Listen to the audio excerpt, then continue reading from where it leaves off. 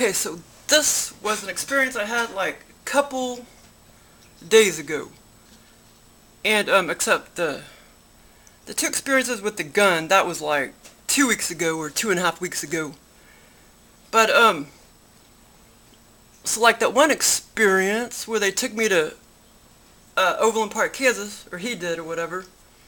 The Reptilian took me to Overland Park, Kansas, where I used to live, and he stuck me in a restaurant, and I felt like it was a country kitchen, but I wasn't really sure. It was either like a country kitchen or a Denny's, but I felt more like it was in a country kitchen. Well, this time the alien made it clear that I was in a Denny's. Yeah, like he made it super clear, like I totally was in a Denny's like restaurant.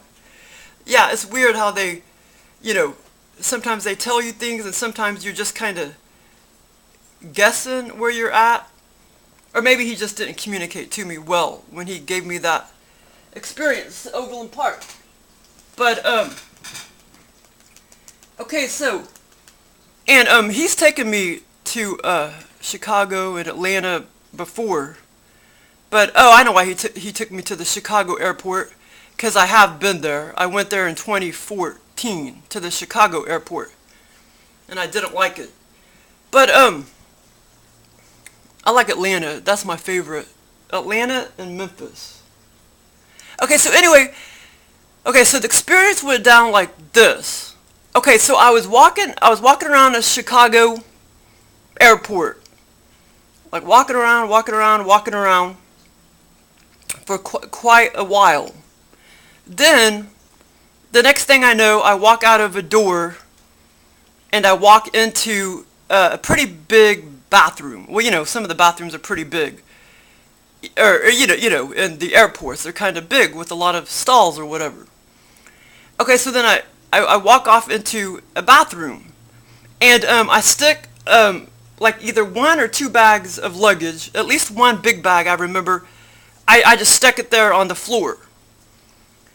And then he stuck me in a stall, and I was just sitting there on the toilet in a stall, and there were people like on my left and to my right, and it seemed like I sat there on the pot for like forever and ever. And that's funny though, because they do that a lot. They'll stick me in bathrooms, or they'll even stick me, in a stall, like on the toilet or whatever. And so that was kind of funny. And so then after that, okay, so anyway, and like I say, when I was walking around the airport, Chicago airport, I was walking around, it seemed like for quite a long time.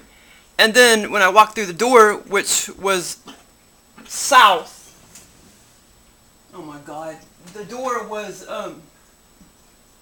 south. My cat just threw up. Yeah, the door was like south into the big bathroom where all the stalls were. And I went and put my big luggage bag, maybe two bags, on the floor, but I know at least one luggage bag on the floor. And then I sat there on the stall. And then, and like the aliens, they like to embarrass you and everything. So, so basically, because I remember sitting there on the pot, and, I heard people like on my left and to my right, and they just kind of like to embarrass you and stuff.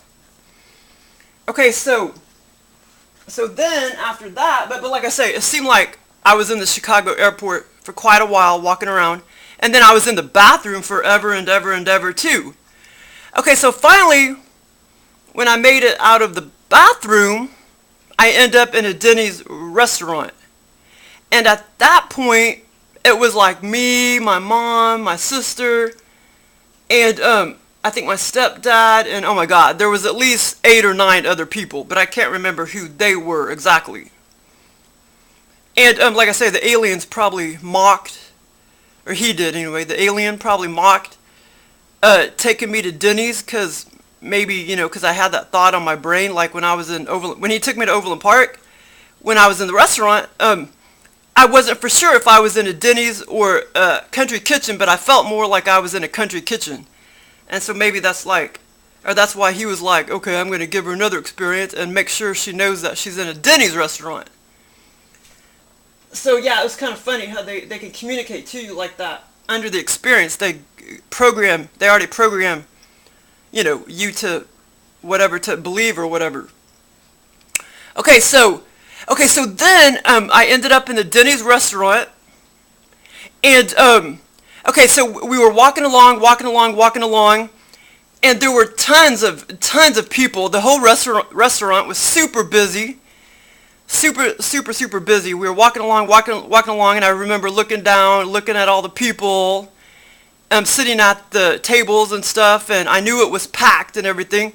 So the hostess, she brought us our whole party, me, my mom, and everybody else. She finally brought the whole party. She was leading us along, and we were following her along, and she took us to one of those like private rooms where it was like totally empty. So she took us to a private room in the back, and it was totally empty until our party got there, which was like a party of 10. Like I say, it was like me, my mom, my stepdad, my sister, my grandma may have been there, and there was like 6 other people. So finally she placed us, at the table, and so we were just sitting there and we were talking, for a long time. We were talking, and and we sat there, for like, it seemed like, at least an hour or longer. Or hours and hours. We sat there for a long time, like forever. And the alien mocked us because in 2015 we did go to an IHOP for Thanksgiving, and it took over an hour to get our food in real life. So the alien mocked that. So this time, he placed me in a Denny's, and we sat there forever. It seemed like longer than an hour, and like forever and ever and ever. And we were like, okay, when are we going to get our food? And the aliens do this a lot. Like, you'll anticipate something, like having sex with somebody, or about to do this, or about to do that, and then it never gets done. They do that a lot. And like I say, I don't believe anybody has their own natural dreams. The aliens create all of the sleep state experiences for people. It's kind of obvious, because when people tell me about their dreams or virtual reality experiences or whatever, of course they still call it a dream, but when they tell me their experiences, it's just kind of obvious. It's exactly what I have, It's exact same characteristics. Okay, so then finally, after we sat there for at least an hour or 5 hours or whatever, the lady, what do you call it? The waitress comes in, and she says, we ran out of food. And so then finally, she brings in several big boxes of cereal, and it was like her and 3 or 4 other party people were at the end of the table, and I was staring at them and the waitress, and she had these bowls, and then she was pouring all this, cereal into the bowls, and I was just sitting there staring at all that, and I'm like, I'm not going to eat cereal, for lunch or for breakfast or whatever. And actually it wasn't. It seemed more like it was, afternoon, so it would have been lunch, that we would have been eating lunch. Not necessarily breakfast, but lunch. But, I wasn't about to eat cereal, and I was just thinking in my head, I'm not going to eat cereal. I maybe even said it, to my mom and to some of the other people that were with us. I can't remember, but in my head, at least, I was thinking, I'm not going to eat that, because the alien knows that I don't eat cereal any longer. I used to when I was younger, but I don't really eat cereal anymore. Because it's just there's not any protein in it. It's just too carby. So anyway, so that was the first experience. It was kind of funny. It's kind of short. It wasn't real long. But yeah, he didn't actually make me walk around the city of Chicago, but he placed me in the Chicago airport, which I had been to back in 2015. But it doesn't matter, because they've taken me to Romania, and I've never been to Romania. You don't have to, do something in real life. for them to take you there under an altered state. You could just be thinking about it or watching a show about it, and they'll still take you there. Or, in my case, I had a friend that lived in Romania, and we talked for a long time. So he gives me this whole scenario in Romania, and it was complete virtual reality. And I actually went into her apartment and vaguely saw her mom and dad and her, but it was just not real clear. And I've never met her in real life, but I know what she looks like in real life. I don't talk to her anymore, but anyway, so that was the first experience, and it was more out-of-body experience, lucid dream, not out-of-body experience, like virtual reality, so to speak. But anyway, okay, so the other two experiences were very similar, and they were like, as far as I remember, they were back-to-back on the same morning. And this was like 2.5 weeks ago. And, okay, so the first experience starts out like this. Okay, so, I'm in my house, but a strange house under the experience. Like I'm in my house, but it's not this house that I live in right now. It was like a strange house under the experience. It was a different house that was my house under the experience. And I went to the back door, and over to my left, I saw a bunch of, big trees and a chain link fence.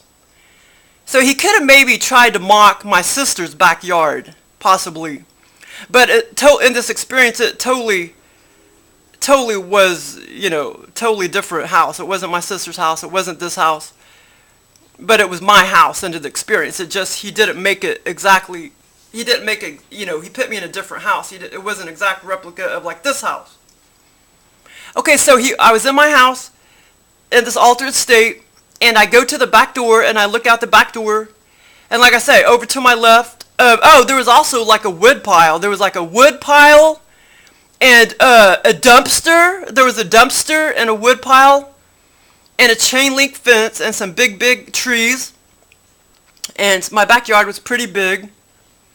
And on the patio, or porch, whatever you call it, I had a porch. And I looked, and apparently there was a little, I don't know what you call it. The porch must have been sort of like fenced in, or screened in, because when I looked out on the porch, after I looked over to my left and saw the big trees and stuff, when I looked out on the porch, there was a big, like, shotgun. I don't know if it was like a shotgun, but it was one of those big, long guns, which I've never owned in real life. I've never owned like a big rifle. It was like as big as a shotgun or as big as a rifle. And I've never owned one of those in real life. And it was just standing up in the middle of the screened in porch. And it was a pretty big porch. And I remember thinking, well actually, like in the experience, it was my gun in the experience. And I also had a handgun in the experience that went missing. But anyway, okay, so I saw the big rifle sitting there up against the screen porch. And then I guess I must have I turned around, and then it's like I turned back around or whatever. Maybe I turned around and walked around the house for a little while. I can't remember. But I turned back around and I looked out and I noticed that it was gone. The rifle or shotgun, whatever it was, it had disappeared. And so then, like, the next thing I know, there's this man, he looked about 49, or I don't know, maybe 53. He kind of had short, brownish hair. He wasn't real attractive. He was just really evil. And so he kept, like, pecking on the door, the back door. Like, he just kept pecking through the window, like, like, I'm going to get you, I'm going to get you. He just kept doing that. He never did talk or anything, but he was just kind of, like, pecking at the glass, like, I'm about to come through there and I'm going to kill you or whatever. He just had really bad, evil energy. And somehow, like I say, I knew that he had that gun. I knew that he stole my gun. And then, the rifle. And I don't know, I didn't see it in his hands, but he somehow stole it and got a hold of it. And I knew he was gonna like come into the house and like kill me or whatever. Okay, so then at that point, I go walking around my house and I try to look for my handgun, which I do own in real life. And he had somehow, like I couldn't find it, he had somehow stolen that from the inside of the house. So there I am, he just kept like taunting at me, like through the glass, like I'm about to come in there. Oh, I know where the alien got this idea. I watched this stupid ass, oh yeah, I know where he got that idea. I watched this stupid, movie called, I don't even think I watched the whole thing, called Hush. And, yeah, that's where he got that idea. Because the man was just like I'm about to come through the window, come through the glass or whatever. That's where the alien got that idea. So it's not like, in a way, oh my god, there's a big old pile of barf on the carpet. Oh my god, now Hannah's barfing. Okay, so, it's not like the aliens are really, evil necessarily, but it's kind of like, well, some of them are, but it's kind of like they're just mocking the person's, what they've already seen, in their brain. They're just taking bits and pieces and stealing what they've already seen in real life, like in movies or whatever, and throwing them in their experiences. Jesus fucking Christ.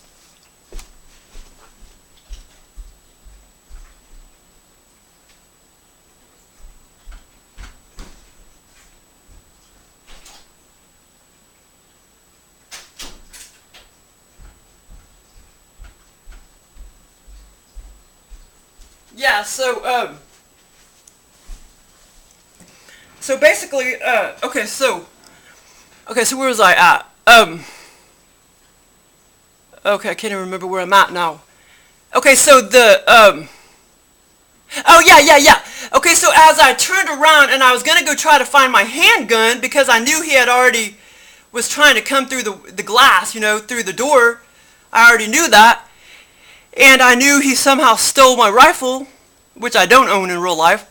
So anyway, so then I went walking around my house to look for my handgun, and he had also stolen my handgun.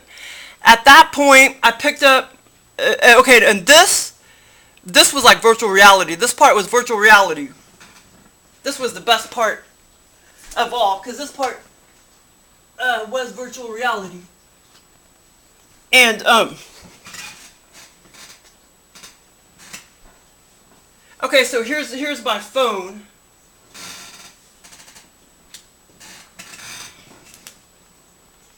This phone, I picked up my phone, which is just a cheap little phone. I picked up this phone under this experience, my exact replica of the phone, and I kept pressing, I kept trying to dial like 911, and I can't remember if you pressed like the left button or the right button, and I kept trying to like call, and I couldn't seem to call. I couldn't seem to get through. So finally, and like I said, this part was virtual reality. So finally, cause see, there's a green, there's a green, well, the alien knows sometimes I can't figure out how to answer the call. Like, do you press the red button? Or do you press the green button? The green button says send, the red button says end or something like that. But the green button, I think, is where you answer the call. Crap, I can't remember unless somebody's calling. But yeah, so I kept trying to like or at the right or the left, trying to call 911. And like I said, this part was virtual reality. And I couldn't get through, but finally I did get through, and there was a female dispatcher. And she talked to me for a long time, and she was like, now, here's the rules. You can't kill the person until he comes right into your house until he's like right on top of you. You can't kill the person until he just comes right, until he's totally like in your house and everything. And I'm thinking, but I mean, I don't even have a gun on me, like I couldn't find my handgun. And so basically I knew like I was like screwed, so to speak. So but yeah, so that part was virtual reality, but yeah, it was kind of a fun experience. But yeah, as far as I remember, now he never did actually come through the door, but once he came through the door, if he was in my house, like I say, I couldn't even find my handgun, so I would have had to try to find some other object or something. But yeah, the lady was like, you can't, shoot him or anything.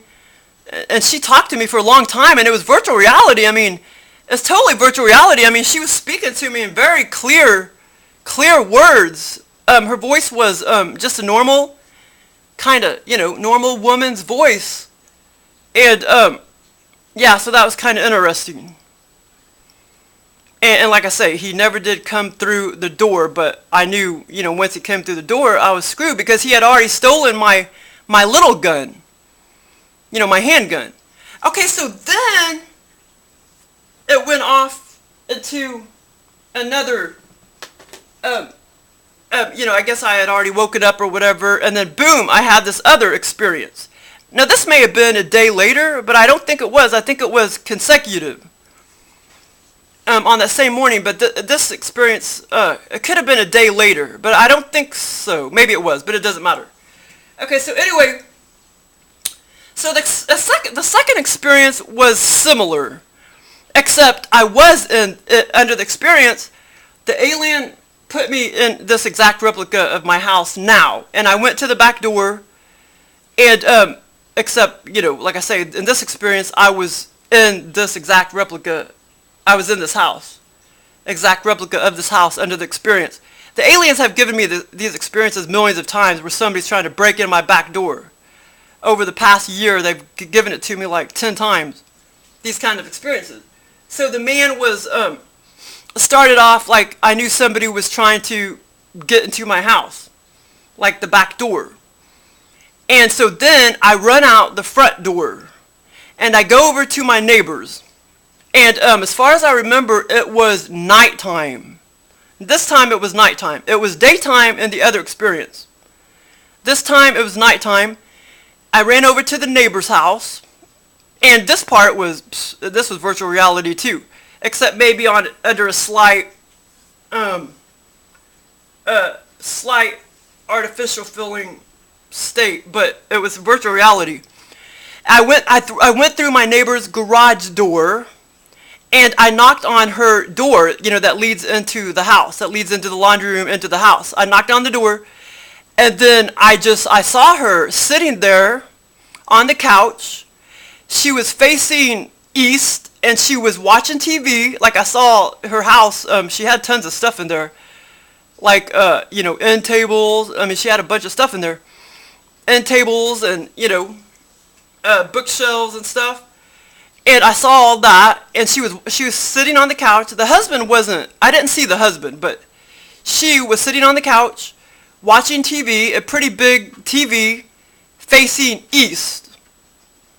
And I was like, hey, do you want to come? Because I was scared, I was scared to be in my house. That's why I ran over to her house, because I was scared to be in my house. So, and both of these experiences, all of these experiences were kind of short. They weren't real long. So,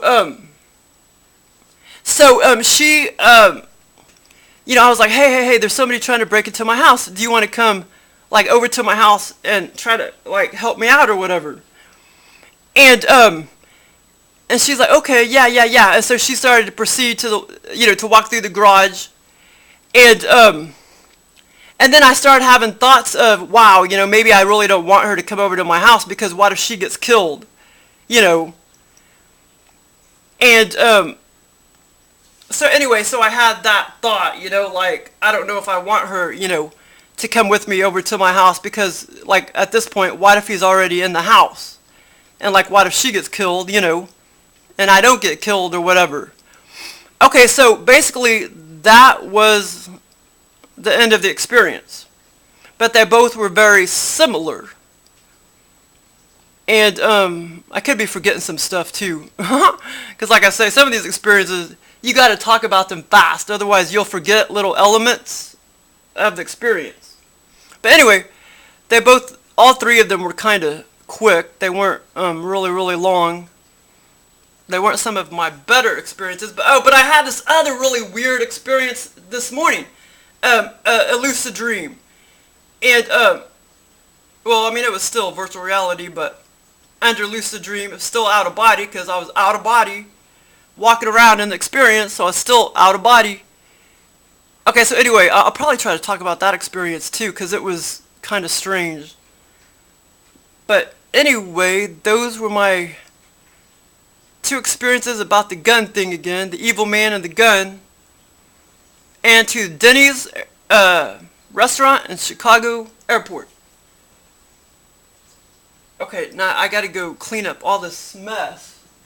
Yeah, like they decide to throw up when I'm doing something busy, or they decide to throw up right when I'm about to go to work, and then I can't clean it up till I come home.